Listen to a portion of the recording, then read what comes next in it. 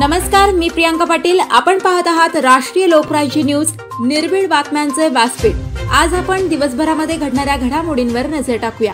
चला पाहुणं, आपल्याला जायचंय। पण कुठे जायचंय? टाकळी ढोकेश्वरच्या हॉटेल वैष्णवी मध्ये जायचंय।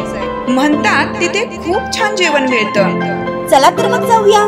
पारनेर तालुक्यातील टाकळी ढोकेश्वर येथील सुप्रसिद्ध हॉटेल म्हणजे वैष्णवी हॉटेल। या हॉटेलची चवच लई न्यारी। पाहुणं, एकदा या, हॉटेलची चवच लई न्यारी। अस्सल मांसाहारी प्रेमींच्या जिभेचे चोचले आता पूर्ण होणार, ते फक्त हॉटेल वैष्णवी मध्ये। या ठिकाणी सर्व प्रकारच्या पार्टीच्या ऑर्डर स्वीकारल्या जातील। प्रोप्रायटर संतोष रंगनाथ ठाणगे। संपर्कासाठी मोबाईल नंबर 88 30 57 85 05। या हॉटेलचा पत्ता नगर कल्याण हायवे, पारनेर चौक, टाकळी ढोकेश्वर, तालुका पारनेर, जिल्हा अहमदनगर। महावितरणच्या गलथान कारभारामुळे विजेचा धक्का लागून शेतकऱ्याचा गायीचा मृत्यू। महावितरणचा गलथान कारभार पुन्हा एकदा चव्हाट्यावर आला असून जेऊर तालुका अहमदनगर येथील शेतकरी व एक गायी यांचा विजेचा धक्का लागून मृत्यू झाल्याची घटना घडली। पिराजी पांडुरंग पाटोळे असं मयत झालेल्या शेतकऱ्याचं नाव आहे। पाटोळे यांच्या शेताजवळ विजेची तार गेल्या 8 दिवसापासून तुटलेल्या अवस्थेत होती व त्यात वीज प्रवाह सुरू होता।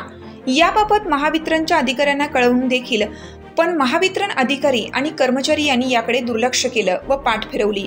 शुक्रवार दिनांक 5/7/2024 रोजी शेतात काम करत असताना पिराजी पांडुरंग पाटोळे यांना विजेचा धक्का लागून त्यांचा जागेवर मृत्यू झाला।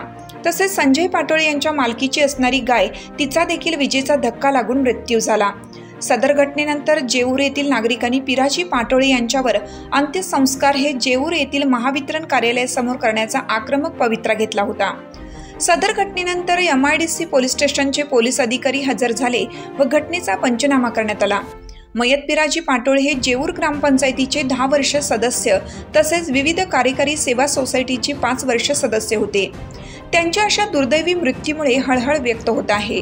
तसेच महावितरणने वेळीच तुटलेली विजेची तार दुरुस्त केली असती तर 2 निष्पाप जीवांना आपला जीव गमवावा लागला नसता।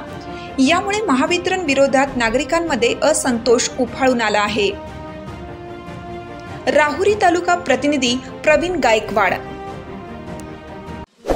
ताज्या बातम्यांसाठी आणि अपडेट्ससाठी राष्ट्रीय लोकराज्य न्यूज चॅनलला सबस्क्राईब करा, तसेच लाईक आणि शेअरही करा।